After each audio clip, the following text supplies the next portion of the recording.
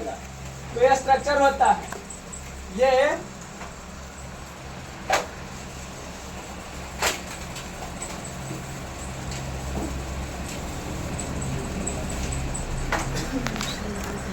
पुरुष को जीवात्मा भी कहते हैं। पुरुष को क्या कहते हैं? जीवात्मा। तो हम पुरुष बोलेंगे तो समझ जाना है कि जीवात्मा के बारे में बोल रहे हैं। जो पुरुष माया से मोहित रहता है तो वो जीवात्मा प्रकृति के अधीन रहता है। ऐसे समझ में सारा गुण प्रकृति के द्वारा किया जाएगा, लेकिन जीवात्मा समझ लेता है कि मैं कर रहा हूँ।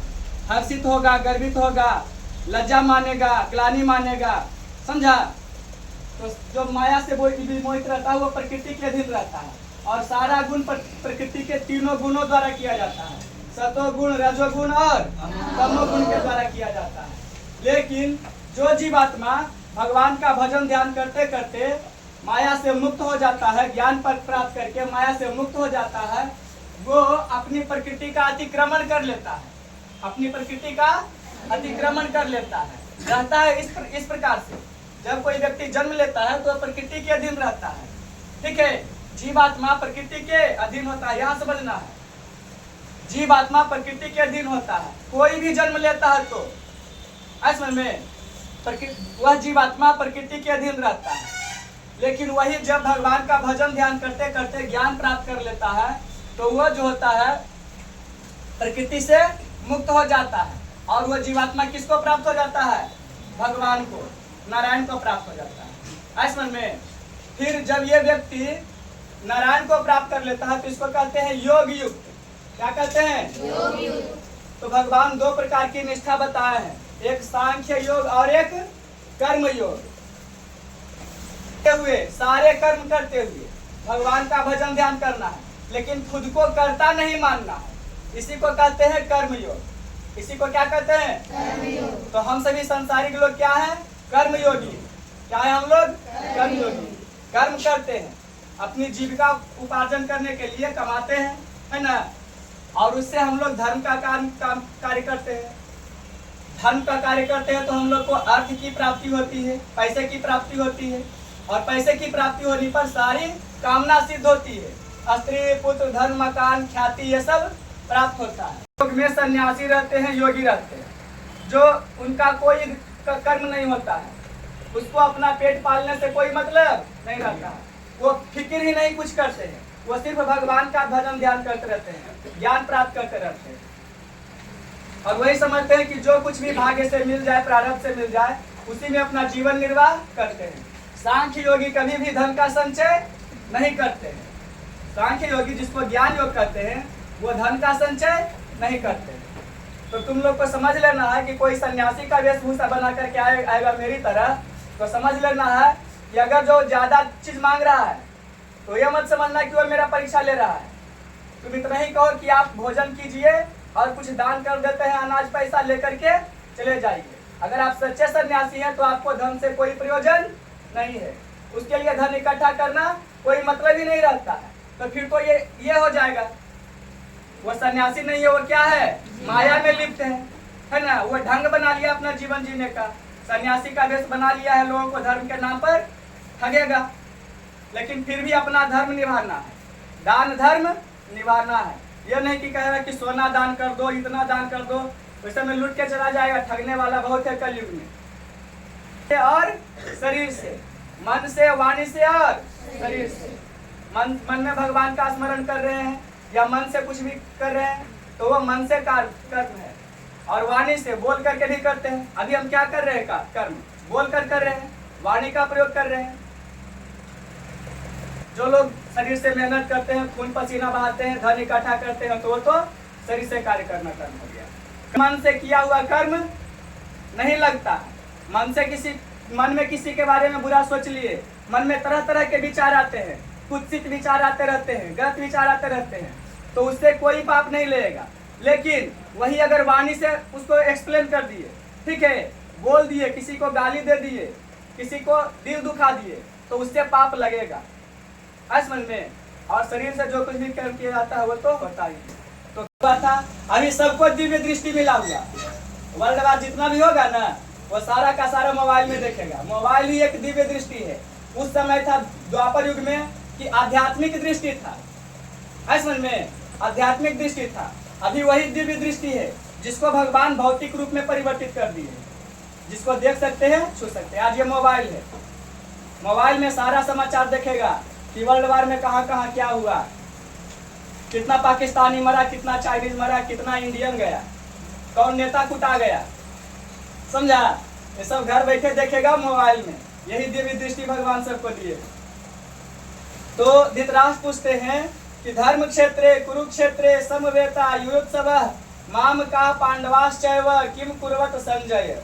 तो धृतराष्ट्र बोलते हैं कि हे संजय, धर्म भूमि कुरुक्षेत्र में एकत्रित युद्ध की इच्छा वाले मेरे और पांडु के पुत्रों ने क्या किया। धृतराष्ट्र तो अंधे थे, वो देख नहीं सकते थे, तो दिव्य दृष्टि मिला था संजय को। संजय सारा समाचार बताते हैं कि उस समय आपके पुत्र दुर्योधन ने पांडव रचना युक्त, व्यूह रचना युक्त पांडवों की सेना को देखकर और द्रोणाचार्य के पास जाकर, दोनों के गुरु कौन थे? द्रोणाचार्य। दुर्योधन के भी गुरु और पांडव के भी गुरु। 105 भाई के गुरु कौन थे? द्रोणाचार्य। तो द्रोणाचार्य के पास दुर्योधन जाकर के यह कहता है कि हे आचार्य, आपके बुद्धिमान शिष्य द्रुपद पुत्र धृष्टद्युम्न द्वारा व्यूहाकार खड़ी की हुई पांडु पुत्रों की इस बड़ी भारी सेना को देखिए। इस सेना को, इस सेना में बड़े बड़े धनुषों वाले हैं, सभी प्रमुख योद्धाओं का नाम बताते हैं। उसके बाद फिर अपने पक्ष में मुख्य योद्धाओं का नाम बताते हैं। और दुर्योधन कहता है कि देखिए, पांडवों की सेना जीतने में सुगम है, हमारे पास बहुत सेना है। ऐसा जब बता देता है तो सबसे पहले महामहिम भीष्म शंख बजाते हैं। सबसे पहले शंख कौन बजाते हैं? महामहिम भीष्म। वो अकेले 10 दिन तक पांडवों की सेना को परास्त किए थे। 10 दिन तक सेनापति कौन रहे थे? महामहिम भीष्म। इसी प्रकार हमारे मोदी जी हैं, 10 साल से अकेला दहा रहे हैं, 10 साल से अकेला दहा रहे हैं। कोई जीत पाया है आज तक? कांग्रेस जीत पाया है? नहीं। कितना ही कोशिश कर ले, महागठबंधन बना ले, कोई मोदी जी से जीत नहीं पाएगा। 10 दिन तक अकेले महामहिम भीष्म पांडवों की सेना को परास्त करते रहे थे। कितना कोहराम मचाए थे महामहिम भीष्म कि श्री कृष्ण भगवान को खुद उनको मारने के लिए रणभूमि में उतरना पड़ा, रथ से कूद गए थे कि धर्म को, आपके कारण, इतने बड़े धर्मात्मा होते हुए आपके कारण धर्म के पक्ष को हानि हो रहा है। कृष्ण भगवान बोले कि सुदर्शन चक्र हथियार तो होता है जो धातु से बनाया जाता है, वो ना। श्री कृष्ण भगवान बोले कि रथ का पहिया तो धातु नहीं है, यह शस्त्र नहीं है, हम इसको सिर्फ आपको मार देंगे इसे फेंक करके ना, और मेरे संकल्प से आपका प्राण छूट जाएगा। भगवान श्री कृष्ण ऐसा बोले थे, क्योंकि इस संसार में जो कुछ भी अस्तित्व है वो भगवान के संकल्प से अस्तित्व है। भगवान चाह लेंगे कि इसका विनाश हो जाए तो विनाश कर देंगे, क्योंकि भगवान के अधीन कौन रहती है? प्रकृति। भगवान के अधीन कौन रहती है? प्रकृति। तो प्रकृति को आज्ञा दे देंगे भगवान अपने संकल्प से, तो प्रकृति उसका साथ छोड़ देगी, उसका जीवात्मा शरीर से निकल जाएगा। ऐसे मन में सिर्फ एक निमित्त बनना है। एक तिनका भी भगवान फेंक करके इसे मार देंगे ना, तब भी मर जाएगा, समझा। क्योंकि भगवान के पास कौन सी शक्ति होती है? संकल्प की शक्ति। कौन सी शक्ति? संकल्प की शक्ति।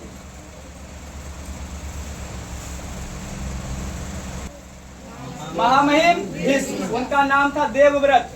क्या नाम था? देवव्रत। उसके बाद जब उधर से शंख बजाते हैं तो पांडव सेना की ओर से सबसे पहले श्री कृष्ण भगवान शंख बजाते हैं। श्री कृष्ण भगवान का शंख का नाम क्या था? पांचजन्य। शंख का नाम क्या था? पांचजन्य। उसके बाद अर्जुन बजाते हैं। अर्जुन कौन सा शंख बजाते हैं? कृष्ण ने पांचजन्य नामक, अर्जुन ने देवदत्त नामक, भीमसेन ने पौंड्र नामक और युधिष्ठिर ने अनंत विजय नामक शंख बजाया। नकुल ने सुघोष नामक और सहदेव ने मणिपुष्पक नामक शंख बजाए। इस मन में 6 शंख का नाम याद रखना है।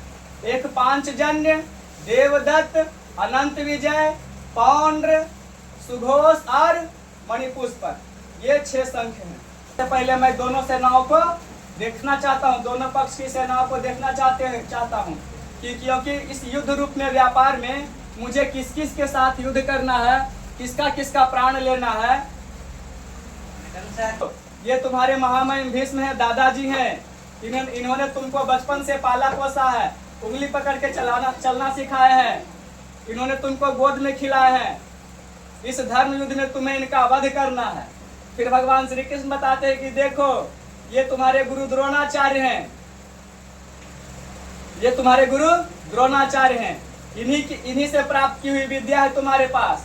ये आज तुम इतने बड़े धनुर्धर हो, इन्हीं के ज्ञान पर तुम आज इतने बड़े धनुर्धर हो, इन्हीं का तुम्हें वध करना है। एक प्रकार से भगवान अर्जुन को उत्साहित कर रहे हैं कि मुंह में डाल रहे हैं, ये पता नहीं भगवान ऐसा क्यों किए थे हम लोग के लिए, आज के लिए, क्योंकि आज जो वर्ल्ड वार का समय उपस्थित होने वाला है, इसमें हम लोग को भी मोह माया का त्याग करना पड़ेगा। हम लोगों को भी मोह माया का त्याग करना पड़ेगा। अगर तुम ये लोग हथियार नहीं उठाएगा, हमारा अर्जुन हथियार नहीं उठाएगा, कायर बन करके अगर जो गोली बम से घर में छिप जाएगा तो वही होगा, चीरहरण होगा।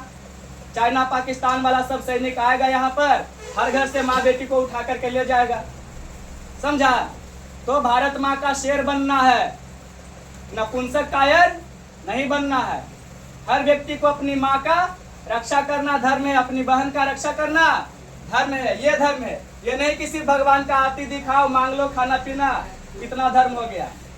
आज समझ में, एक व्यक्ति को अपने जीवन में कई धर्म निभाने पड़ते हैं। हर व्यक्ति का अपना अपना धर्म होता है। टीचर का धर्म है कि हम जो कुछ भी ज्ञान प्राप्त किए हैं वो विरासत के रूप में यहाँ छोड़ कर जाएं। क्या करें कि विरासत के रूप में ज्ञान छोड़ करके जाए, और ज्ञान को कोई खरीद नहीं सकता है, समझा। शीश दियो जो गुरु मिले तो भी सस्ता ज्ञान। पढ़ा ना एक दोहा, हम तो ये दोहा पढ़े नहीं, सिर्फ सुने कहीं पर बाजा में बजते हुए मंदिर में। कबीर का दोहा है, वो निर्गुण ब्रह्म के उपासक थे, सगुण नहीं, निर्गुण ब्रह्म के। वो ब्रह्म जो हमारे आसपास सभी जगह व्याप्त हैं, हवा के जैसा, ठीक है, हवा नहीं होते हैं, हवा के जैसा, तो वो है निर्गुण ब्रह्म। लेकिन जब वही शरीर में व्याप्त हो जाते हैं, शरीर में व्याप्त हो जाते हैं इस प्रकार से, तो ये कहलाते हैं सगुण ब्रह्म। रहता है प्रकृति जीवात्मा के अधीन, लेकिन वही जब जीवात्मा नारायण के से सानिध्य प्राप्त कर लेता है तो वह क्या कहलाता है, सगुण ब्रह्म कहलाता है। क्या कहलाता है, सगुण ब्रह्म। और जब ऐसा हो जाता है तो उस व्यक्ति के द्वारा जो कुछ भी कार्य होता है, वो जो कुछ भी कार्य होता है वो कार्य कौन करते हैं, नारायण करते हैं। किनकी इच्छा से होता है, नारायण की इच्छा से। है समझ में। तो भगवान का ठीक है, तो भगवान श्री कृष्ण के हृदय में बहुत पीड़ा उत्पन्न होती है, असहनीय पीड़ा उत्पन्न होती है। तो उसी प्रेम की पीड़ा से भगवान श्री कृष्ण के हृदय में कौन प्रकट हो गए, नारायण। कौन प्रकट हो गए, क्योंकि भगवान प्रेम से प्रकट होते हैं। किसी भी व्यक्ति का जन्म माँ के गर्भ में होता है, पेट में जन्म लेता है, लेकिन भगवान का जन्म कहाँ होता है, हृदय में। भगवान का अवतार कहाँ होता है, हृदय में। तो उस समय भगवान श्री कृष्ण का अवतार हो गया। अवतार कैसे होता है, तो प्रेम से। भगवान का अवतार कैसे होता है, प्रेम से। राधा रानी के वियोग से भगवान श्री कृष्ण को जो वियोग हुआ तो उनके हृदय में कौन उतर गए, नारायण उतर गए। स्मरण में। उसके बाद तो भगवान सारा देश का काम संभालने लगे, धर्म की स्थापना करने लगे। स्मरण में। उसी प्रकार भगवान श्री राम थे, जब उनका राज तिलक होने वाला था, ठीक है, तो उसके बाद उनको क्या मिल गया, वनवास। तो उनको उनके हृदय में क्या हुआ, कष्ट हुआ।